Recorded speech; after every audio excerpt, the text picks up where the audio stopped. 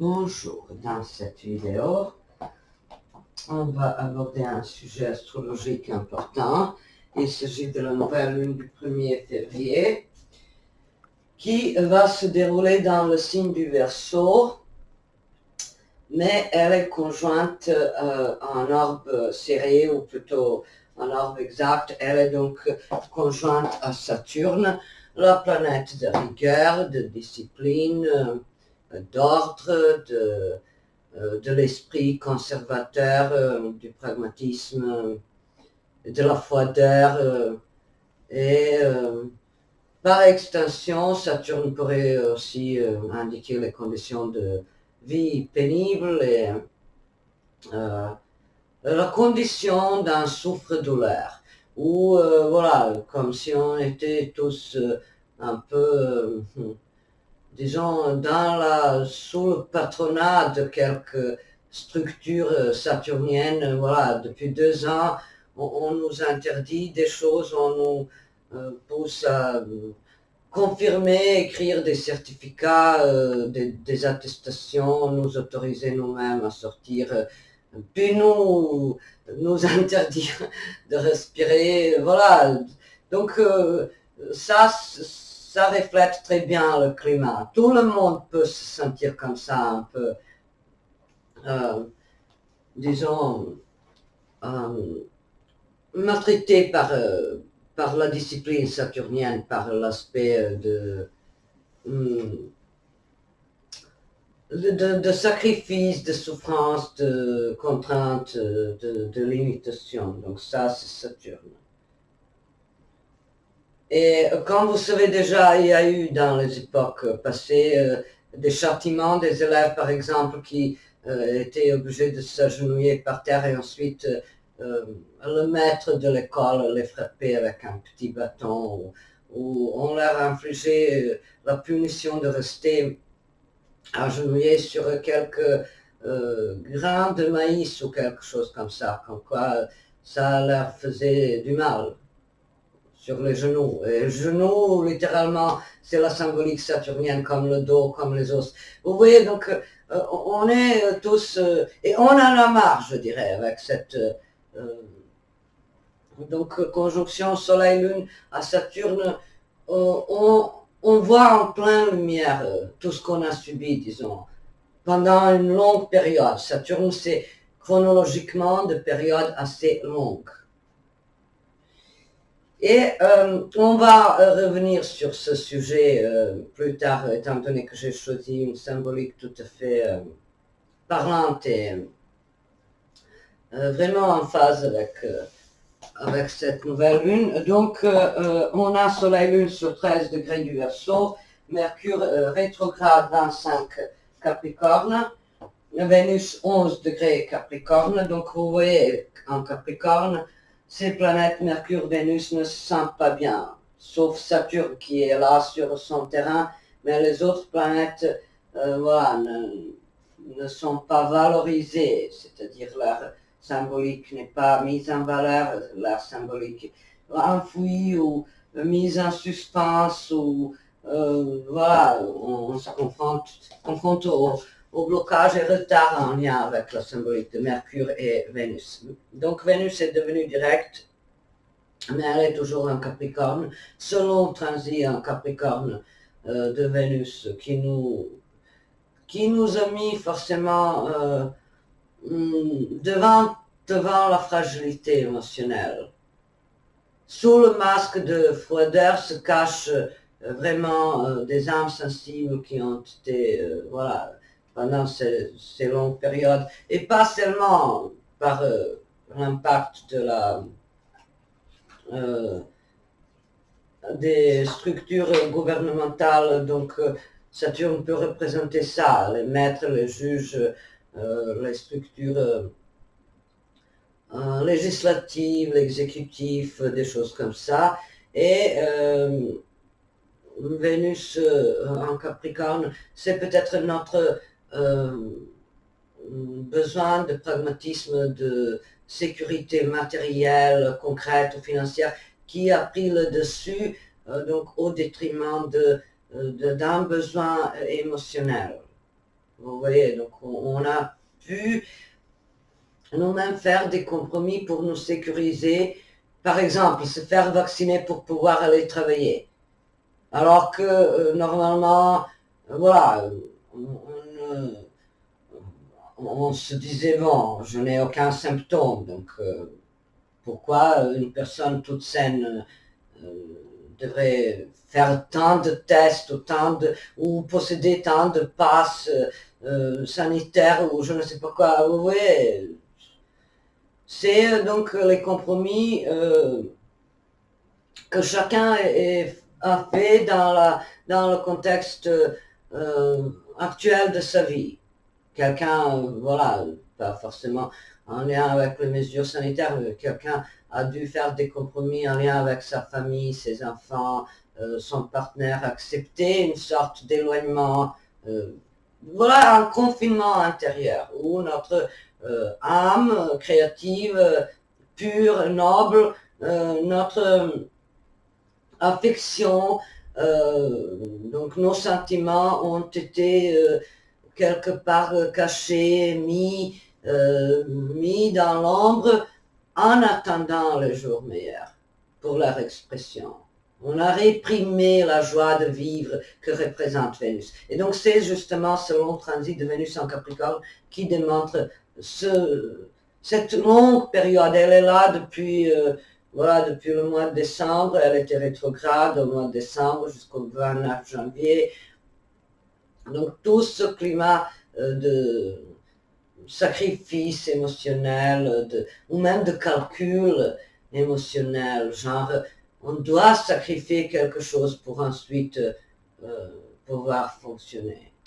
Pour quelqu'un, ça aurait pu mettre fin à une dispute familiale qui dure depuis des années. On sait qu'on a été lésé, par exemple, en question concernant un héritage ou quelque chose. On voit très bien qu'on a été manipulé, etc. Mais on se dit, je préfère la paix et une fois, voilà, je ne veux plus, disons, insister sur cette question qui, voilà, ça me sert à rien de continuer à insister. Et donc on a Mars en Capricorne, c'est les efforts solides. C'est l'action qui est motivée par justement des objectifs très concrets. Donc on voit très bien par exemple que pour obtenir l'augmentation du salaire, il faut travailler, voilà, 2 heures de plus. Et on est capable d'assumer ses responsabilités parce qu'on a un objectif précis devant soi-même. Jupiter en Poisson, 7 degrés, Saturne 13, Verseau, Uranus 10 degrés, Taureau, Neptune 21, Poisson, Pluton 26, Capricorne, et on a un nœud nord en Taureau. Les nœuds nord, justement, ont changé de signe. Il était dans l'axe Gémeaux-Sagittaire et c'était à la communication et les voyages, les déplacements qui étaient interdits, bloqués, et au niveau mondial, c'était donc un déferlement d'interdictions de toutes sortes concernant les voyages, les déplacements et un empoisonnement continu médiatique dans l'axe Gémeaux-Sagittaire. La propagande, voilà. Et là, les nœuds ont changé de signe, le nœud nord se trouve en Taureau, ça veut dire que on a devant nous de nouveau, et notamment pendant cette éclipse, on a des objectifs précis. Donc, par exemple, faire des travaux dans la maison, cultiver son jardin, embellir les meubles, se sécuriser au niveau de la maison. Pour quelqu'un, ça peut être mettre une vidéosurveillance dans son appartement ou faire des provisions quelconques en forme de nourriture ou investir ou mettre un peu d'argent de côté ou en épargne ou Voilà, ce sont les projets donc très très concrets et très faisables, parce qu'on est dans la symbolique du taureau, donc c'est à portée de main. Oui, jusqu'au signe de la balance, c'est le registre personnel. On a accès à ces questions concernant la symbolique du bélier, taureau, gémeaux, cancer, lion et vierge. Et à partir du signe de la balance, on monte dans la sphère sociale, collective, des engagements, des responsabilités, des partenariats, des rapports à l'autre. Mais quand on a ces planètes, ces signes, disons, individuels, jusqu'au signe de la balance qui est le premier signe collectif, alors on s'occupe de nous-mêmes et de nos besoins et de notre vie, et on n'a pas trop envie de résoudre les questions abstraites, métaphysiques et des choses qui ne nous concernent pas directement d'une manière ou d'une autre. Et ensuite, on a donc concernant les aspects Soleil, conjonction Lune, conjonction Saturne. C'est justement ce que je viens d'évoquer. Tout le monde se sent en ce moment un peu comme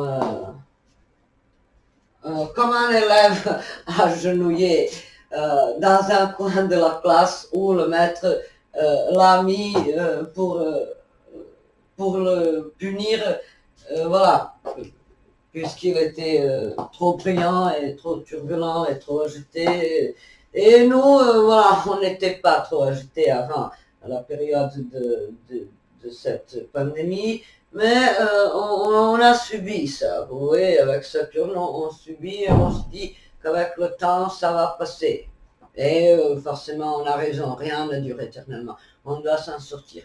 Et donc c'est la lassitude généralisée, provoquée par toutes sortes de contraintes, que ce soit au niveau personnel, familial, collectif.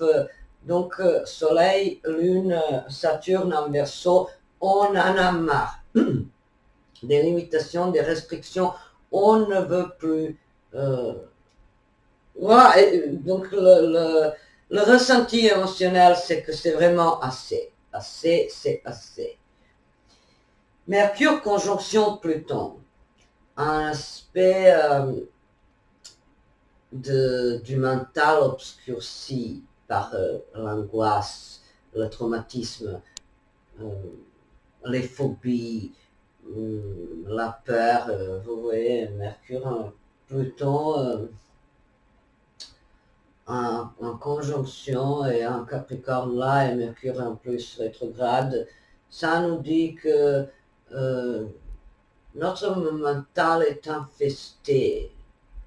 Notre mental est vraiment pourri par ces peurs, ces angoisses. Donc, et on pourra inconsciemment remonter à la surface des souvenirs ou même amplifier des traumatismes du passé qui n'ont pas eu un tel impact vraiment dévastateur sur notre âme et notre vie. Vous voyez, ça peut être vraiment que notre mental amplifie l'impact négatif et destructeur des choses. Vénus sextile Jupiter, un bel aspect. C'est donc l'aide, le soutien, la satisfaction personnelle, disons, dans l'ambiance de simplicité, comme si on était un peu résigné par rapport à la situation actuelle et on se dit je fais ce que je peux dans mon petit espace privé. Je ne veux pas que ce petit coin intime devienne envahi par tous ces événements qui me dépassent. Voilà, je ne peux pas avoir l'impact sur un collectif gigantesque, mondial, etc. Vous voyez, en quelque sorte revenir vers la simplicité avec cette Vénus en Capricorne. Ensuite, Mars sextile Jupiter. J'ai remarqué que Jupiter est très bien aspecté et en Poisson. C'est son domicile traditionnel. Le salut arrive par le biais de tout ce qui représente la bonté pure, l'indulgence, le pardon, la compassion, l'abnégation, le don de soi, ou la foi, ou la religion, ou croyance, doctrine avec Jupiter, où toute croyance est symbolisée par Jupiter, et un Poisson, c'est encore plus fort. Donc on a Mars sextile Jupiter, on a donc confiance en nos actions et on sait que si on traverse quelque chose de douloureux, alors il y aura une force majeure et l'impact providentiel qui pourrait nous en sortir en quelque sorte. Et Soleil, Lune, carré Uranus, la rébellion, comme j'ai déjà donc évoqué lors du début de cette vidéo, on en a marre. On a marre d'expliquer,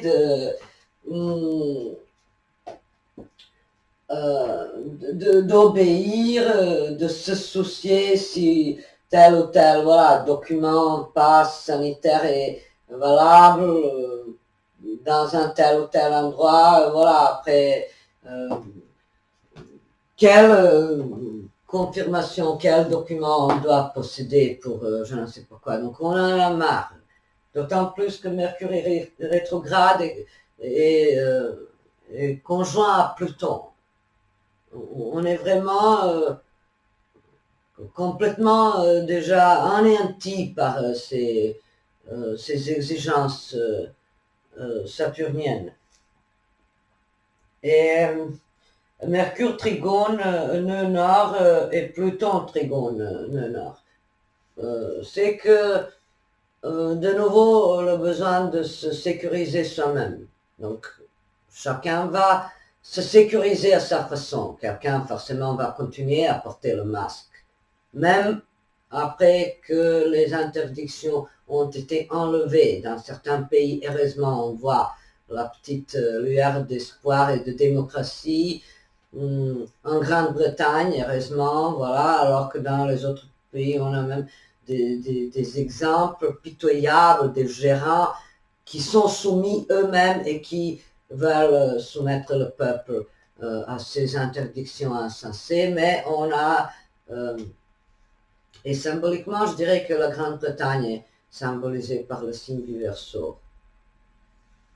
Et souvent, cette symbolique, dans l'astrologie mondiale, ça peut être aussi le Capricorne. Il y a quelque chose d'hivernal, des signes comme le Verseau et le Capricorne. C'est cette symbolique qui est donc plutôt associée au Royaume-Uni. Vénus sextile Mars, l'aspect un peu large, mais il est là quand même. Jupiter sextile Uranus, 3 degrés. Alors, 3 degrés, ça c'est donc très opérationnel. Ça se fait ressentir. Jupiter sextile Uranus. De nouveau, ce Jupiter, donc la foi immense, le pouvoir magique de la création, de l'inspiration, ces inspirations, cette rêverie qui ne voit pas de limites, qui ne voit pas de frontières, qui ne peut pas percevoir. Avec Jupiter en Poisson, vous êtes inconscient de ces limites, passes sanitaires, s'il faut présenter tel ou tel document. Donc, vous êtes dans un espace, dans un univers de rêve, de fantasmes, de créativité, du meilleur de ce qu'il y a dans votre âme. C'est ça, Jupiter en Poisson. quand il est bien inspecté notamment, donc c'est encore plus visible et valorisé. Et Mercure sextile Neptune, ça soulage un peu cette conjonction, Mercure conjonction Pluton. Et l'ouvrage que j'ai choisi pour nous rapprocher cette symbolique, c'est le roman de Charles Dickens, sorti en 1838, Olivier Twist ou Oliver Twist, un roman mélodramatique qui parle d'un orphelin, justement, Soleil, Lune, conjonction Saturne en Verseau, ça nous donne l'image de l'hospice. Donc, Olivier Twist est placé dans un hospice dès sa naissance, étant donné qu'il est orphelin. Sa mère est morte lors de l'accouchement et son père est inconnu et il est là sous la protection de quelques gérants de cet hospice. C'est le couple Bumble, et puis il grandit donc pendant 9 ans dans un pensionnat, dans une ferme à bébés, et là il est soumis aux épreuves et à la tyrannie de Madame Mann qui rudoie et qui affame les enfants orphelins de l'hospice. Donc on se sent tous un peu comme les orphelins dans un hospice. Pendant 2 ans presque. C'est justement l'image de la conscience collective en ce moment. On est tous un peu Oliver Twist. Et donc Oliver Twist est condamné à ce sort d'un orphelin. Et il a droit, selon la loi sur les pauvres, cette loi est sortie en Angleterre en 1834. Et donc, il a droit à une petite pitance, mais ces gérants, bien sûr, abusent de ces aides et ils sont donc corrompus à outrance et les enfants sont condamnés à subir ce sort cruel et d'être privés de nourriture, de sommeil, d'être exposés au travail dur et voilà, ils sont éduqués à la dure et humiliés et incessamment donc soumis au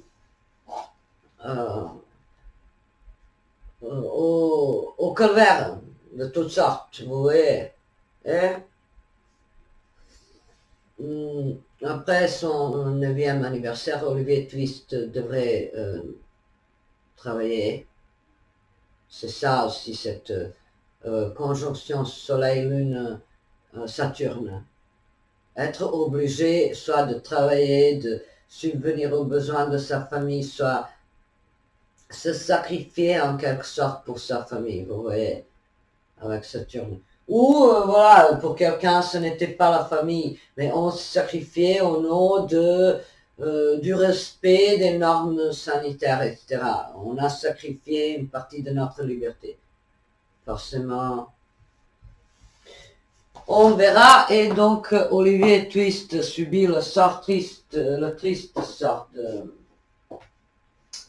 des orphelins abandonnés et à la merci des personnes peu scrupuleuses et vénales.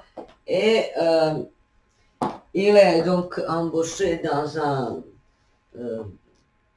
une structure, une entreprise de filasse, et là il ose demander une portion supplémentaire de gruau et après avoir été tiré au sort, bien sûr, mais donc Olivier Twist n'est pas un enfant, disons, rebelle en soi. il est plutôt docile et sensible et tout ça, mais et là, ça suscite donc l'indignation et la consternation totale euh, des gérants de l'hospice qui décident d'offrir 5 livres à celui qui l'aurait amené et embauché. Et ensuite, un ramoneur devrait le prendre, qui est réputé pour sa brutalité, mais le sort clément, un peu clément, intervient et il est placé finalement chez un croque-mort. Mais là, s'ensuivent les péripéties diverses. Il est donc maltraité par la femme de ce croque-mort qui le prend en grippe et il a des chamailleries avec Noah et avec une Charlotte qui s'est entichée de ce Noah. Et Noah commence à insulter sa mère et Olivier Twist le tabasse et ensuite s'enfuit. Et là, il tombe dans le piège d'un matoir usé et Fagin, et donc une bande de criminels, une bande organisée de criminels et de voyous. Et là, il ne peut pas, donc sa sensibilité ne lui accorde pas, il ne peut pas s'adapter dans de telles structures ouais, malhonnêtes et cruelles. Et donc, Olivier Twist essaye de s'en sortir et puis il est ramené malgré lui, il participe dans un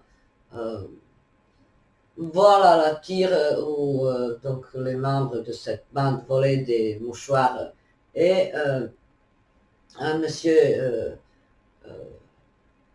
Brownbow qui s'est fait voler son mouchoir par ces délinquants.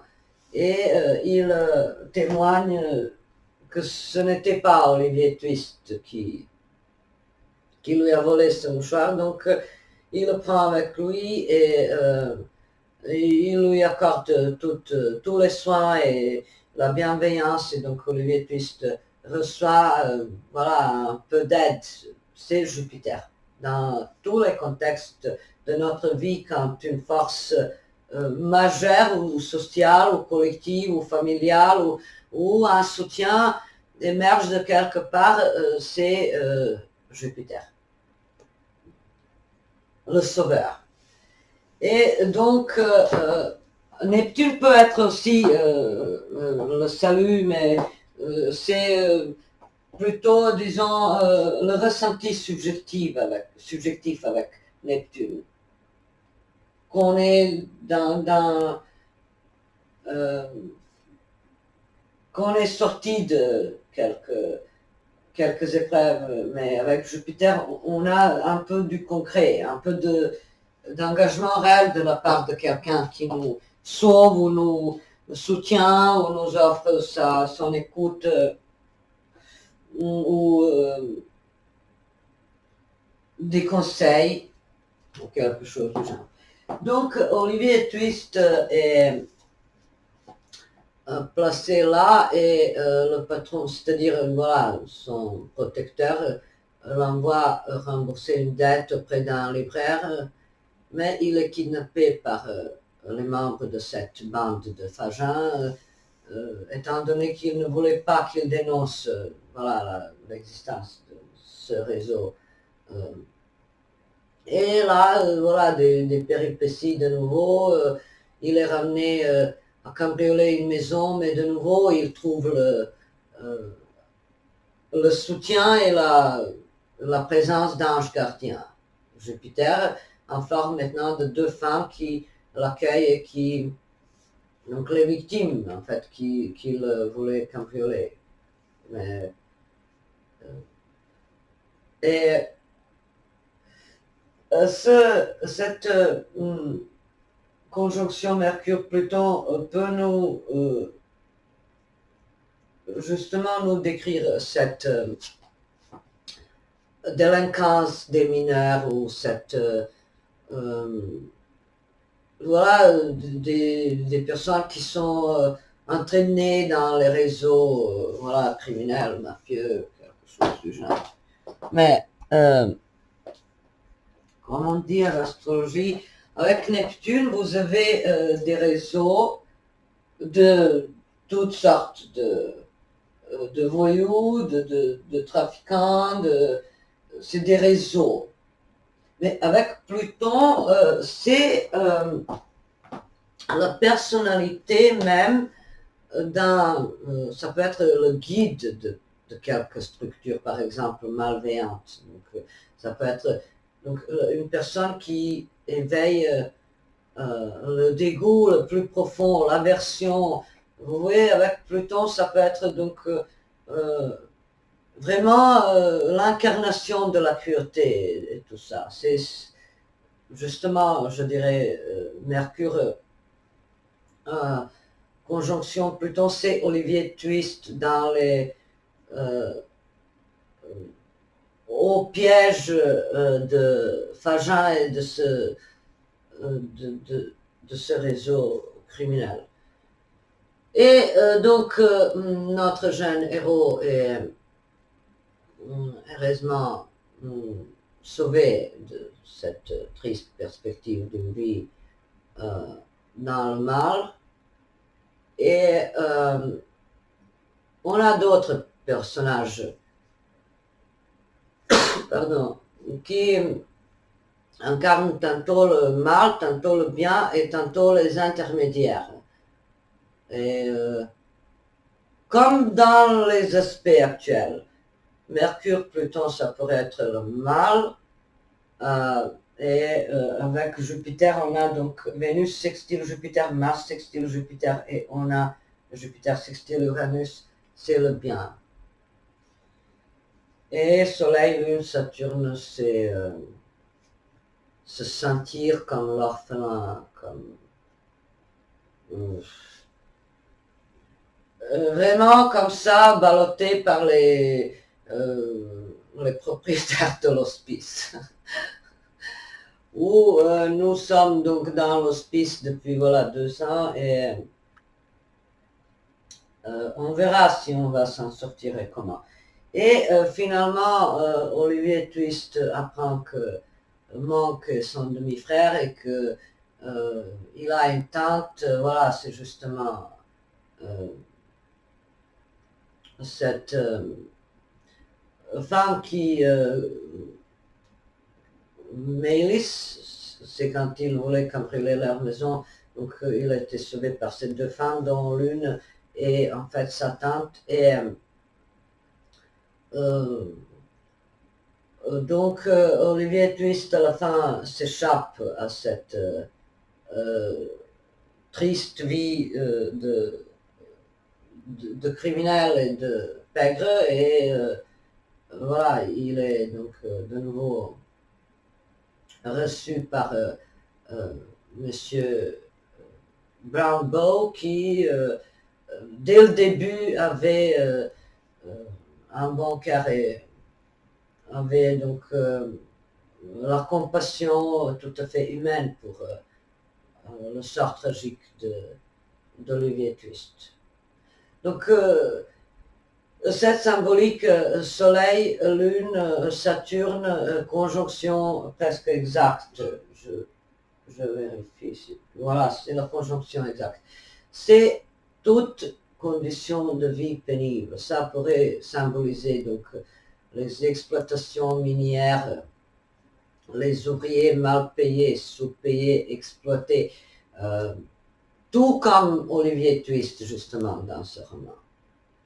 Ou d'autres qui sont vraiment saoulés de ne pas pouvoir aller au théâtre, au cinéma, rentrer dans un centre commercial, ou ne pas pouvoir sortir de chez eux sans certificat, attestation, documents, passe sanitaire, Ausweis, etc. Ouais. Et qu'est-ce qu'on a encore? qu'il y a des choses que j'ai omis de mentionner. Soleil, Lune, Uranus, l'aspect assez puissant, je dirais, parce que l'orbe est quelques 3 degrés, donc Soleil, Lune en Verseau contre Uranus en Taureau. C'est, je dirais, un aspect humaniste qui se rebelle contre uniquement les intérêts au proprement dit matériels et très étroits représentés par le taureau. Donc ça peut donner pour quelqu'un un acte de générosité ou l'envie de libérer quelqu'un de sa situation très éprouvante ou de libérer soi-même. Oui, justement le taureau est représenté, le taureau représente la bouche, les masques, Uranus en taureau, voilà, et Soleil, Lune en Verseau, l'esprit qui se rebelle contre les muselières. Et donc, je dirais que il y a de la tension dans cette nouvelle lune. Il y a assez d'aspects conflictuels, donc Soleil, Lune, Saturne, c'est l'ascension intérieure et extérieure qu'on est orphelin, qu'il faut faire avec, et qu'on ne peut pas compter sur quelques structures censées veiller à la liberté collective, parce que justement c'est cette structure qui limite cette liberté. Et voilà, comme vous pouvez maintenant, bien sûr, sortir vous-même la symbolique de ce roman qui est complètement en phase avec cette éclipse, vous pouvez sortir donc la symbolique de la lutte des classes, des personnes voilà, méchantes qui finissent par se trouver comme le couple Bumble qui s'est trouvé dans la position de protéger par ce même hospice où naguère il régnait en tant que maître. C'est ça aussi, donc la notion de lutte, de classe, de lutte, de rébellion contre sa position éternellement soumis. Pour quelqu'un, ça va être donc trouver des moyens pour sortir de sa pauvreté. Parce qu'on a Soleil, Lune, carré Uranus. Uranus en taureau, donc améliorer ses conditions de vie matérielle. Demander des réformes sociales, demander de nouvelles lois, de nouveaux droits, de nouvelles conditions de vie, forcément, nouvelles conditions de contrat, de travail, tout ça, voilà. Et donc ce sont les sujets qui pourraient nous intéresser, qui pourraient être d'actualité. Ce n'est pas une symbolique exhaustive, bien sûr. Je fais ces vidéos astrologiques en décrivant les éclipses à l'aide, comme vous avez pu remarquer, à l'aide des ouvrages, des chansons, des poésies, des événements. Et C'est parce que, bien sûr, cette éclipse va avoir une durée, disons, elle va se ressentir pendant une semaine ou deux jusqu'à la prochaine éclipse, mais les effets, si vous avez des points sensibles, c'est-à-dire votre soleil natal, votre lune, autour de ces degrés, 13 degrés des signes fixes, concrètement, si vous avez soleil, lune, Vénus autour de 13 degrés, donc de Verseau, Lion ou Taureau, Scorpion, vous pourriez ressentir les effets de ces éclipses d'ici 6 mois aussi. Mais ces vidéos pourraient donc inspirer les personnes qui commencent à apprendre l'astrologie à analyser la symbolique et les aspects comme ça, et non seulement se limiter à dire quand vous avez Soleil, Lune, Saturne en conjonction en Verseau, c'est se soumettre sans râler aux normes sociales, aux lois imposées par un législateur. Non, parce qu'on a Soleil, Lune, carré, Uranus. Rébellion, vous voyez, donc il faut analyser plus ou moins la totalité du paysage astrologique.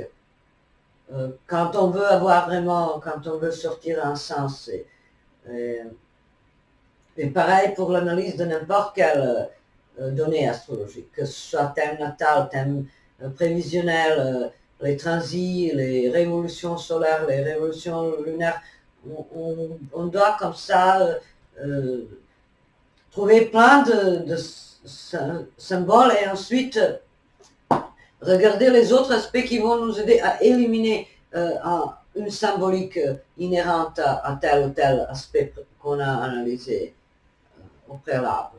C'est ça, vous voyez, donc c'est immense, ces symboliques astrologiques, c'est immense et pourtant on a des choses plus ou moins principes comme des actions, donc Saturne, limitation, contrainte, froideur, discipline, maîtrise de soi-même,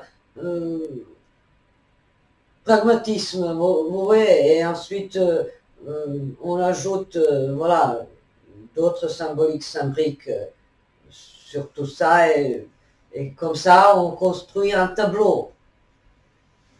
Voilà, j'espère que je vous ai dit le principal et je vais donc faire d'autres vidéos au mois de février, on va avoir d'autres éclipses et je vous souhaite une belle et douce nouvelle lune du 1er février et refusons de subir le sort d'Olivier Twist.